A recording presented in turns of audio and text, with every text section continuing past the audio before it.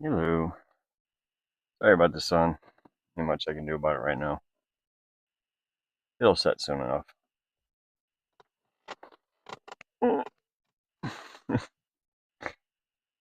uh, Whatever. Anyway, for those of you who watched the collaboration video between me and my sister, thank you. We appreciate it. Um, we know it was a little mm, disjointed. Didn't quite go as succinct as we wanted. We're working on that. It had been a while since me and my sister had actually had a chance to just talk and see each other and whatever. So you guys got a little bit of us catching up with each other as well. Um, yeah, we're going to be finishing that season pretty soon.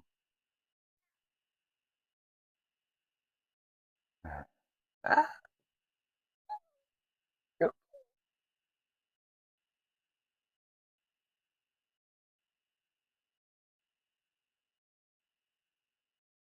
That's a little better. Anyway, um, I recently had 22 months of sobriety in a row. um, Once again, as I've stated before, it's very normalized for me now. I didn't even realize it till I think it was 2 days afterwards. Granted, I've been working a lot too. You know, we've lost a few people, so we're very short staffed at the course, and we're all having to pick up a little bit of slack. We had a little bit of a cranky day today, but I got over it. Um,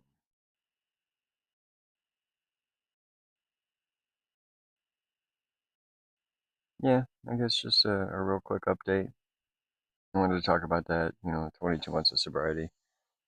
Um, I know for some people out there, early in sobriety, 22 months sounds like a lifetime, impossibility. Mount Everest, an elephant.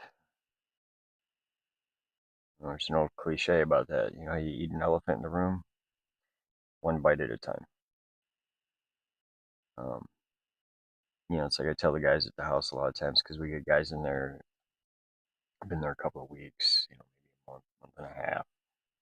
Oh yeah, as soon as I hit 75 days, I can get a job, go work, blah blah blah, and all this other stuff. It's like, yeah, that's the minimum requirement, but what they fail to realize, and of course, and they always get upset and angry when the director is like, "No, I don't think you're ready yet." You know, is they haven't met a lot of their other requirements, whether it be the number of meetings they go to, not only that, but just their own actual progress in their clinical portion and this kind of stuff. And it's, what are you doing? You have an opportunity to heal and better yourself. What are you doing with that? Are you doing the same old thing? Have you fallen back into the same old patterns of, we had a guy recently come back um, and pretty quickly on because he's been through the program several times and he knows all of us who've been there a while and the director and this kind of stuff. Not that he's trying to get favoritism or special treatment because he's really not, but at the same time, he's trying to push a river, as I like to say. He wants to get out and work right away and all this other stuff. And I even asked him, well, what are you going to do different this time? Of course, everyone's always got a good answer for that, as we always, as a lot of us in the community like to say, sounds good. See how good it is, have some integrity. But, and it comes back to that willingness, wellness thing I was talking about in the last videos,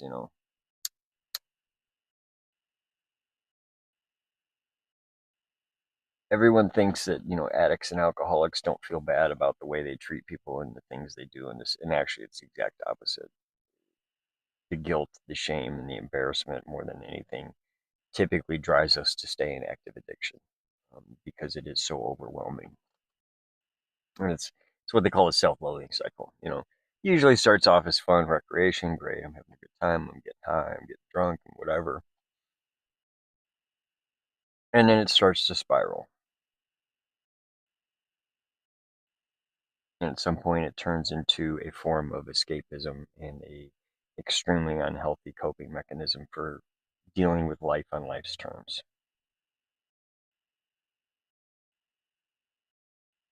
Well, at some point, it spirals to the point where it gets to become a self-loathing cycle. You wake up in the morning, and I know me personally, I can't tell you how many times I've woken up and literally the first thought that went through my head was, fuck, I'm still here. And usually followed by a lot of regret, remorse, guilt, shame. And that starts to become overwhelming. And then in my particular case, because of my vice, there was a physical dependency aspect to it. So then the sickness would kick in. So then it became, okay, I've got to get at least a minimum whatever so that I can at least feel functional.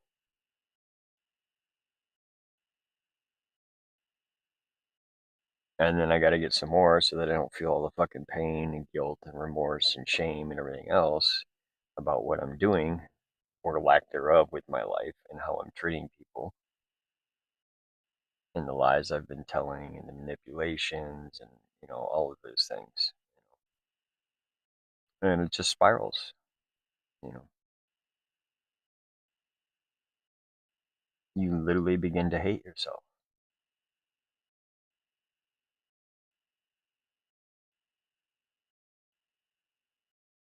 I mean, it's not only is it the definition of insanity, but it's pseudo definition.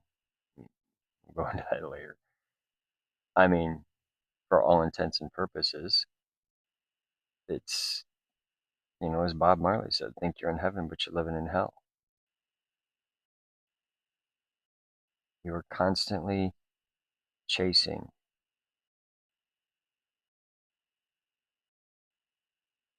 something that's just out of reach. Never quite get it, or you only get it for a very short amount of time. To me, that's the definition of hell. I mean, if anything you've ever read on it, I mean, other than the whole brimstone and fire thing, usually the definition of hell is torment. You're tormented by never being able to truly be satisfied and get what you want.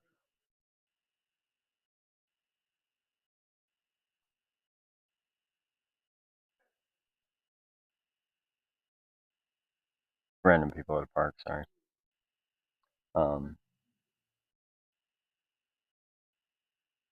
but there's a whole aspect of self-loathing. You begin to hate yourself for the behavior and everything else because deep down inside you're a better person and you could be a better person. You just don't have the courage of your convictions.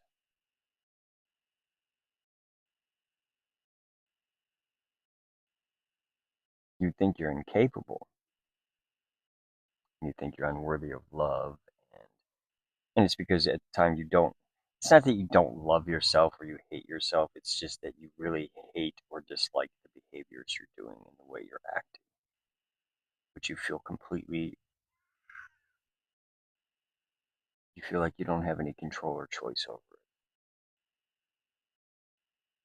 And in some cases, with certain substances, that is legitimately because there's such a strong physical dependency on it. For to some extent, you really don't have a choice.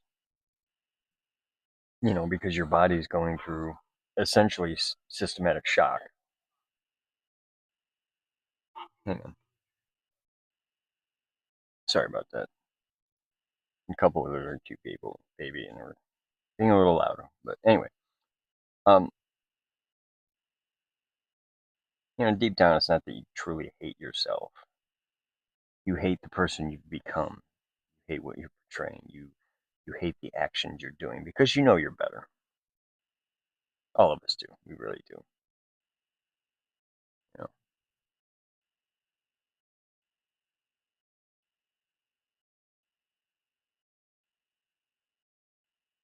But like I said in the video with my sister, that's the crux of the whole step one thing. It's when they talk about step one being, our lives had become unmanageable and we were powerless over insert substance abuse and or behavior that constitutes the core of your addiction issue.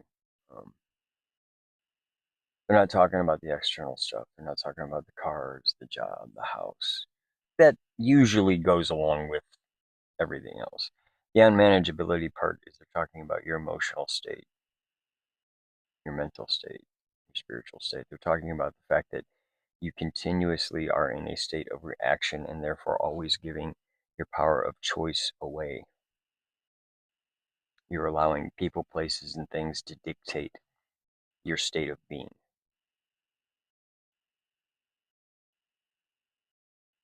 That's what unmanageability means.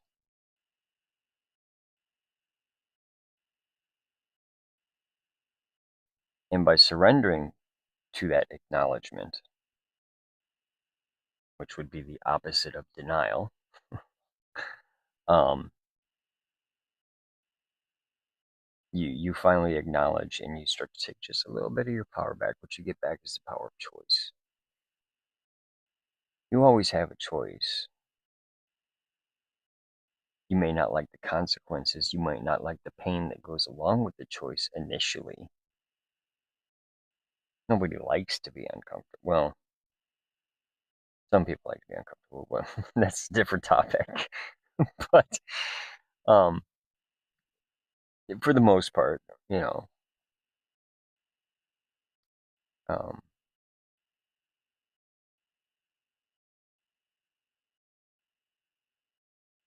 just as there are consequences for the choices you make in active addiction, there are consequences for the choices you make when you're trying to leave active addiction and when you are not in active addiction as well. Basic law of the universe. For every action, there's an opposite and equal reaction. And that's not just basic Newtonian physics. That's energetically, spiritually, emotionally, mentally, however you want to quantize.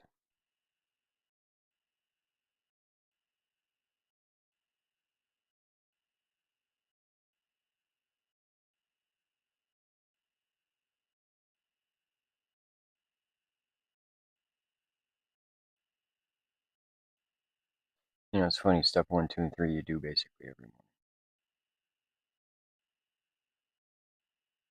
To some extent. I know my last bit of sobriety, I think I had I got up to about 4.5 years or so. With one minor interruption in the middle where I was hospitalized for 6 weeks and had a very short slip up after that, and then got back on track right away. So the diehards would say, no, I didn't have 4 years continuous or 4.5 years continuous, and that's fine. I accept that. The point being is,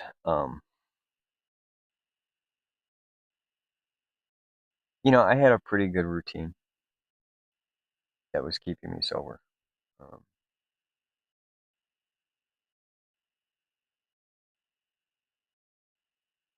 woke up, made my bed.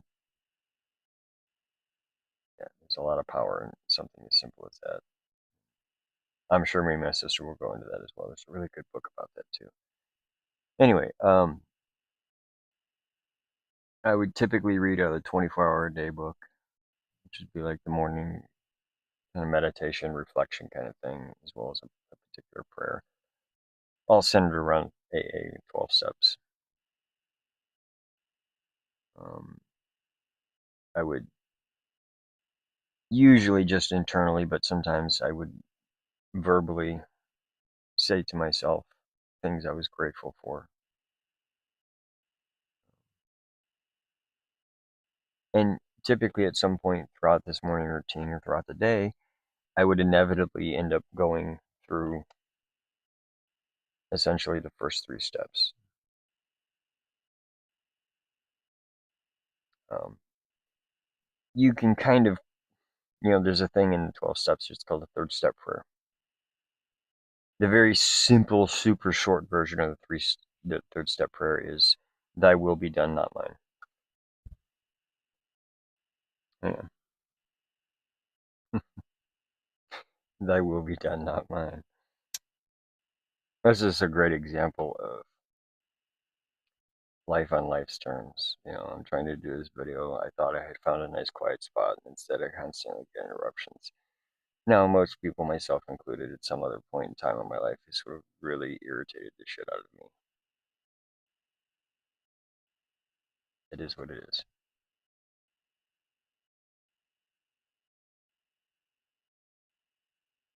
Maybe this video is done. Maybe it's just a test of my own personal patience.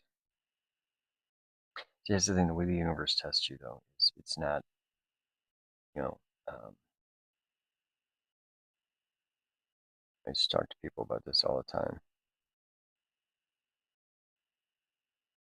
When I was sponsoring guys and running groups and stuff, is it would be praying for patience. And I used to hear this all the time. I don't understand it. Pray for patience all the time. And all week long, I've gotten all this stuff that keeps testing my patience. And I would just start laughing. I'm like, yeah? I'm like, I don't get it. What? I'm like, okay, let me break it down real simple. I'm like, you actually got exactly what you prayed for. You just don't realize it. And they're like, how so? I said,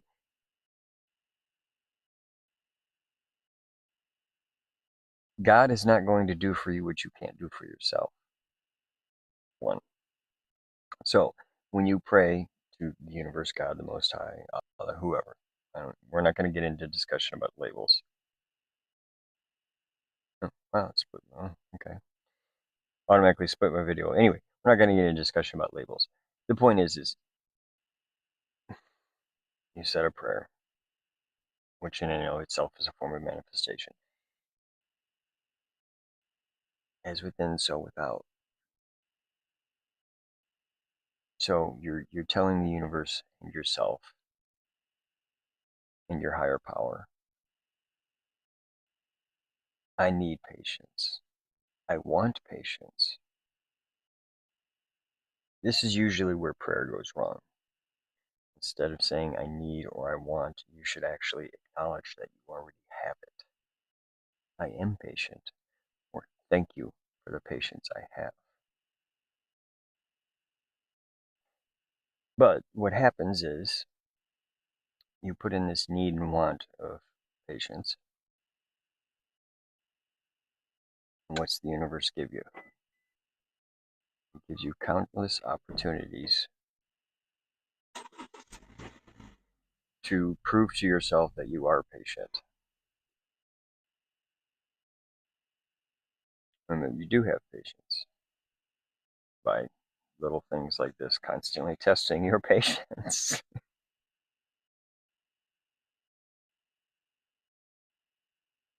Another good example. A lot of people pray for love.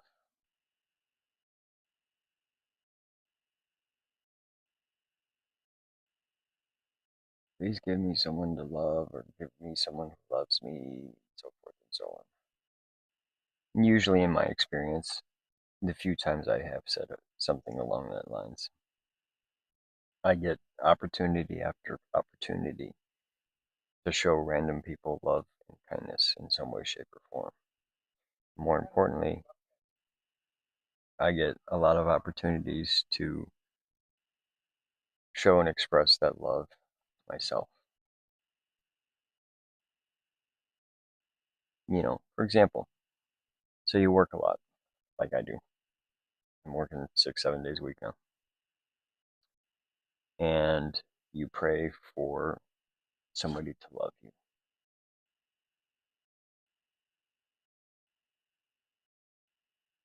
And you had originally made plans for the weekend. And suddenly, all of those plans fall through. Now, most people, and me in the past, would have taken that as, oh, I'm being rejected, or so forth and so on. Some kind of insecure fear thing would have crept up. And I would have projected that shit onto the motivations and or reasons behind this particular plans falling through. The other way to look at it is I just got exactly what I prayed for. I want somebody to love me. So what happened was plans got changed or canceled because people were respecting and loving me enough to recognize that I needed time to myself, to recognize that I needed to love myself. And instead of demanding my attention, they're allowing me to do whatever. Take a fucking 2 hour bubble bath. I don't give a fuck. It doesn't matter. The point is I had the opportunity now to express that self love. This has got to be the busiest spot. I swear. Normally, there's no one ever here. I swear to God. And today, at this time, for whatever reason, it's been like a nonstop of people coming and going, and of course, giving me weird looks, which I don't care. Whatever. Anyway, I think I'll leave that one at that. This is just another random rambling. So I'll talk to y'all later.